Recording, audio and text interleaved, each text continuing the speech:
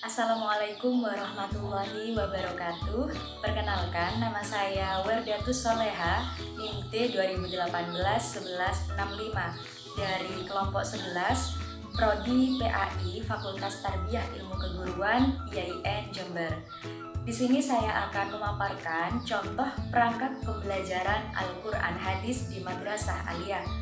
Konten ini dibuat untuk memenuhi tugas mata kuliah pembelajaran Al-Quran dan Al-Hadis di madrasah yang diampu oleh Bapak Rafiq Hidayat, MPD. Sebelum kita mengetahui beberapa komponen-komponen yang ada di RPP, tentunya kita harus tahu terlebih dahulu apa sih itu RPP. Jadi RPP menurut Permendikbud nomor 22 tahun 2016 dikatakan bahwa RPP merupakan suatu rencana kegiatan pembelajaran untuk satu kali pertemuan atau lebih. Dan RPP ini disusun dalam upaya untuk mencapai kompetensi dasar. Disusunnya RPP secara sistematis dan lengkap tentunya untuk menciptakan pembelajaran yang interaktif, aktif, efisien, menyenangkan, dan tentunya menuntut untuk peserta didik berpartisipasi aktif. Dan perlu kita ketahui bersama, penyusunan RPP ini tentunya disesuaikan dengan perkembangan fisik maupun psikologis peserta didik. Untuk beberapa komponen-komponen yang ada di dalam RPP, itu kurang lebihnya atau minimalnya itu ada 13 macam. Adapun beberapa komponennya itu seperti yang ada di samping sini. Bisa dilihat dan disimak ya beberapa komponen-komponen atau susunan-susunan yang harus ada di dalam RPP. Di sini. Baiklah, untuk bagian yang pertama biasanya dalam RPP itu memuat yang paling awal itu adalah identitas sekolah, yaitu nama lembaga atau instansi tempat kita mengajar. Nah, contohnya di sini yaitu diisi dengan Madrasah Aliyah Negeri 1 Jember. Kemudian di identitas mata pelajaran atau tema atau subtema itu disesuaikan dengan mata pelajaran yang kita ampu. Di sini adalah Al-Quran dan Al-Hadis. Kemudian ada kelas atau semester, di mana kelas atau semester ini diisi dengan kelas yang kita ampu ataupun semester berapa. Semester misal dalam contoh ini yaitu kelas 10 semester ganjil. Dan kemudian untuk materi pokoknya, materi pokok ini tentunya pembahasan atau materi apa yang sedang dibahas. Nah, contohnya di sini yaitu tentang bukti-bukti keautentikan Al-Quran. Dan kemudian, dan itu biasanya melihat pada silabus juga bisa. Dan kemudian untuk alokasi waktunya, alokasi waktu ini disesuaikan dengan jumlah jam pelajaran yang ada di silabus dan ketentuan untuk mencapai sebuah KD. Dan ini merupakan salah satu contoh dari bagian satuan pendidikan, mata pelajaran, kelas atau semester, materi pokok, dan alokasi waktu. Dan yang selanjutnya yaitu tujuan pembelajaran, di mana tujuan pembelajaran ini dirumuskan berdasarkan KD, yang biasanya tujuan pembelajaran ini dapat diamati dan dapat diukur untuk mencapai nilai atau mencapai terkait tentang sikap, pengetahuan, ataupun psikomotorik atau afektif psikomotorik dan juga kognitif. Jadi untuk mencakup atau mencapai nilai-nilai tersebut atau beberapa hal tersebut, dan ini biasanya berdasarkan pada KKO atau kata kerja operasional. Nah, salah satu contohnya di sini yaitu tujuan dari pembelajaran ini yaitu untuk siswa dapat menghayati dan meyakini keautentikan Al-Quran. Kemudian yang kedua, siswa dapat menunjukkan sikap jujur sebagai cerminan pemahaman bukti keautentikan Al-Quran. Kemudian yang ketiga yaitu siswa dapat menganalisis bukti-bukti keautentikan Al-Quran. Yang keempat, siswa dapat menyajikan contoh bukti-bukti keautentikan Al-Quran. Yang selanjutnya yaitu kompetensi dasar dan indikator pencapaian kompetensi atau IPK. Nah, hal ini bisa mengacu pada silabus yang telah dibuat sebelumnya. Dan untuk IPK ini bisa kita kembangkan kalimatnya. Dan contohnya itu seperti yang telah kita buat pada materi pokok atau pada materi pokok tentang bukti-bukti keautentikan Al-Quran ini. Dan ini merupakan salah satu contoh dari kode susunan dari kompetensi dasar dan IPK atau indikator pencapaian kompetensi. Nah, di 1.2 dan 2.2 itu biasanya mencakup ranah afektif, kemudian 3.2 itu merupakan ranah kognitif, dan 4.2 itu biasanya ranah psikomotorik. Dan untuk indikator pencapaian kompetensi ini mengacu pada KKO atau kata kerja operasional yang kemudian bisa dikembangkan oleh pendidik atau penyusun RPP. Kemudian ada materi pembelajaran, di mana dalam materi pembelajaran ini memuat fakta, konsep, prosedur yang relevan yang dibentuk dalam bentuk butir-butir. Kemudian hal ini disusun atau berdasarkan rumusan indikator pencapaian kompetensi. Contoh dari materi pembelajaran itu seperti ini. Jadi untuk materi pembelajaran ini biasanya ditulis dalam bentuk butir-butir yang sesuai dengan rumusan indikator ketercapaian kompetensi. Dan ini bisa mengacu pada beberapa buku atau pedoman, buku tentang Al-Quran hadis yang telah diterbitkan oleh Kemenak dan lain sebagainya.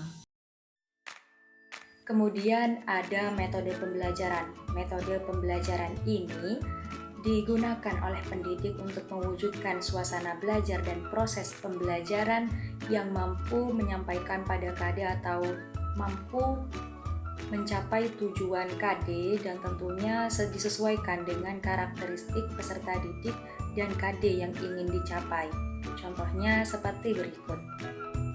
Dan untuk metode pembelajaran yang dipilih di sini yaitu metode beradu pandangan sesuai perspektif atau biasa disebut dengan point counterpoint. Jadi metode ini menekankan agar peserta didik dapat memilih satu argumentasi kuat dalam pemecahan permasalahan. Dan tekniknya ini guru memilih satu tema yang memiliki dua perspektif. Lalu guru membagi kelas menjadi beberapa kelompok. Kemudian guru memerintahkan kepada setiap kelompok untuk mempersiapkan argumentasi masing-masing terkait tema yang sudah dipilih. Kemudian guru memberikan kesempatan kepada tiap kelompok untuk menyampaikan argumennya.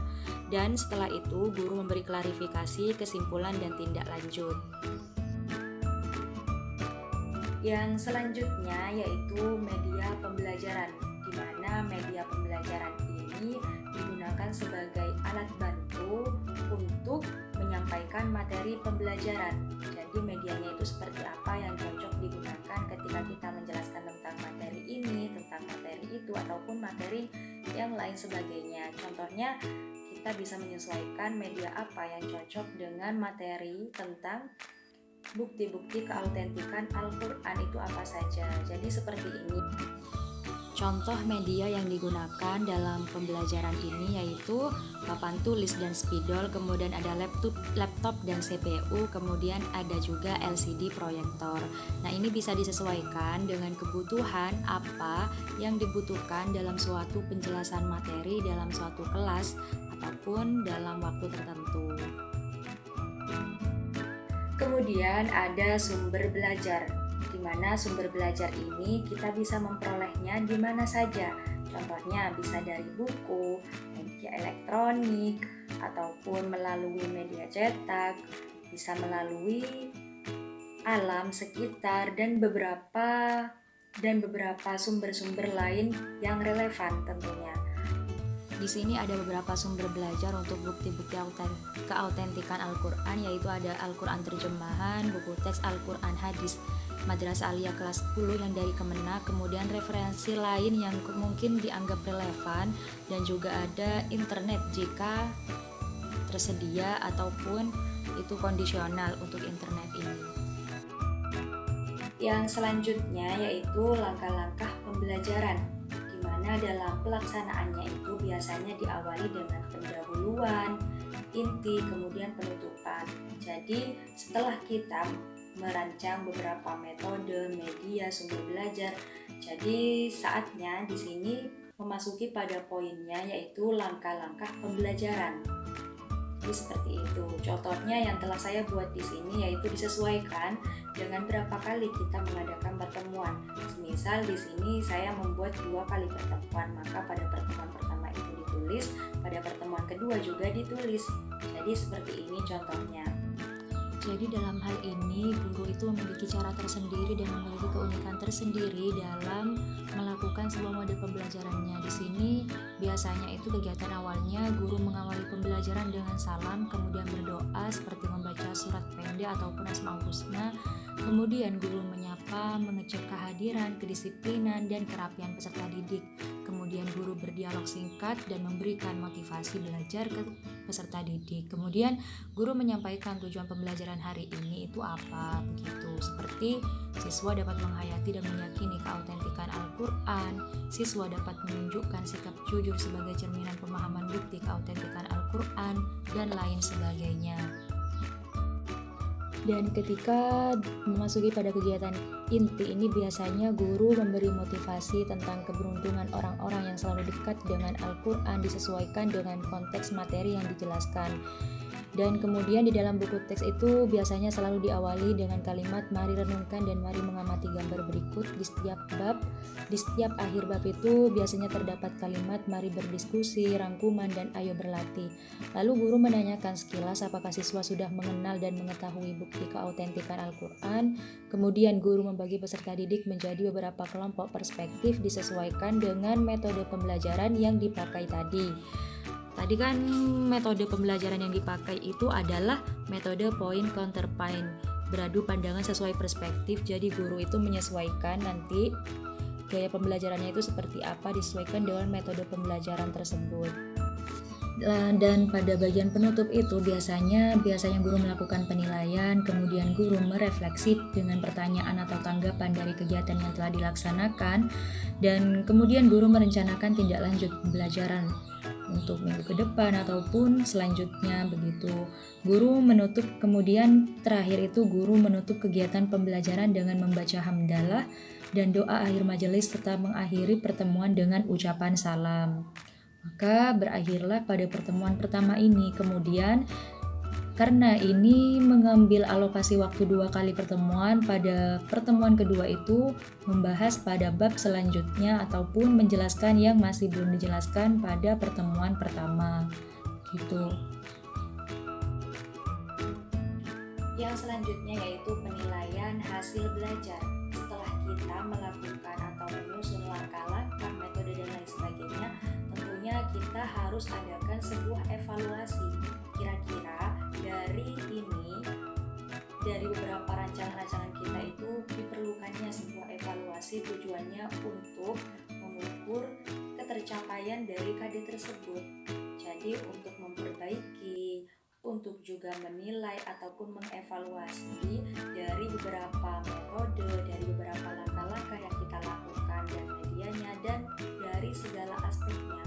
Dan biasanya dalam penilaian ini mencakup 3 aspek, yaitu aspek afektif, psikomotorik, dan juga kognitif. Jadi itu mencakup tiga ranah itu.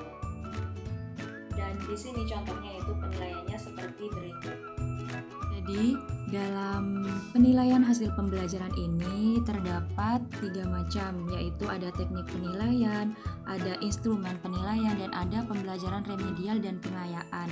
Dalam teknik penilaian ini bisa melalui penugasan terstruktur, melalui tes lisan, dan melalui tes tertulis. Sedangkan untuk instrumen penilaiannya itu bisa dilihat pada contoh tersebut, yaitu dengan pertanyaan-pertanyaan yang sesuai HOTS kalau mengikuti K13. Kemudian ada pembelajaran remedial dan pengayaan.